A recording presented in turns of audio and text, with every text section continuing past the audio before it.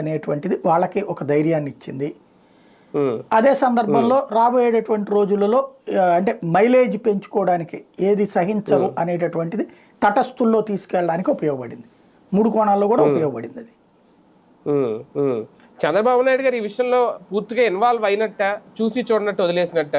ఆయనకి తెలుసు వ్యవహారం కాబట్టి క్రెడిట్ ఏమో ప్రభుత్వాన్ని, పవన్ కళ్యాణ్ ఇది క్రెడిట్, తన కొరిగేదేం లేదు.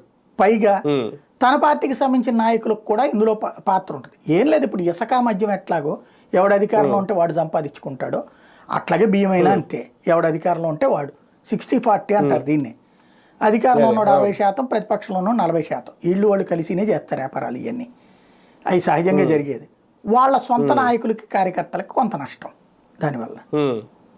అది చెప్పుకోలేదు. కౌకు దెబ్బ అనమాట, పోలీస్ దెబ్బ లాంటిది అది. కానీ మధ్యలో గొడవన్లో దాచిన బియ్యం అంశాన్ని కూడా బయటికి తీశారంటే అంటే కథ ఇక్కడే మొదలైంది కాబట్టి ఇది ఎక్కడి వరకు వెళ్తుంది అనేది కూడా అంటే అన్ని గొడవల్లో కూడా తనిఖీలు చేస్తారు ఇక్కడ నుంచి, లేదంటే ఇందాక మీరు అన్నట్టు ఆ గొడవన్లు లీజులు కూడా ఏమన్నా మారుస్తారా వాళ్ళకి ఇచ్చుకోవడం?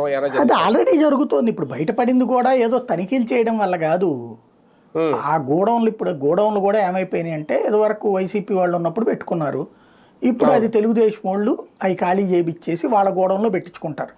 లేదా ఆ గోడౌన్ ఖాళీ చేయించేటప్పుడు ఆ లీడరు